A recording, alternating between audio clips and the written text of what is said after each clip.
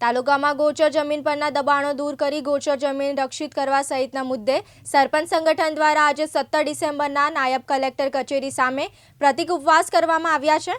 નખત્રાણા તાલુકાના તમામ ગામોની ગોચર જમીનની હદ માપણી થાય, બાકી રહેલા સર્વે નંબરોના નકશા બને, ગામની ગોચર જમીનને અન્ય હેતુ માટે ફાળવવાના તમામ વહીવટી આદેશો અને હુકમો રદ કરવામાં આવે, ગોચર જમીનને ગોચર તરીકે યથાવત રાખવામાં આવે અને તેને કાયમી ધોરણે પશુધન માટે અનામત રાખવાનો ઠરાવ કરવામાં આવે।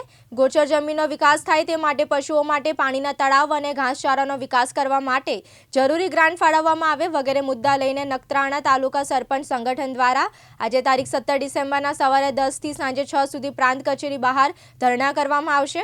અગાઉ તારીખ 28/11/2025ના નખત્રાણા તાલુકા સરપંચ સંગઠન દ્વારા નાયબ કલેક્ટર, મામલતદાર તેમજ તાલુકા વિકાસ અધિકારીને લેખિત જાણ કરાઈ હતી, છતાં કોઈ નિર્ણય આવ્યો નથી। ના છૂટકે સરપંચ સંગઠનોને ધરણા કરવાની ફરજ પડી છે।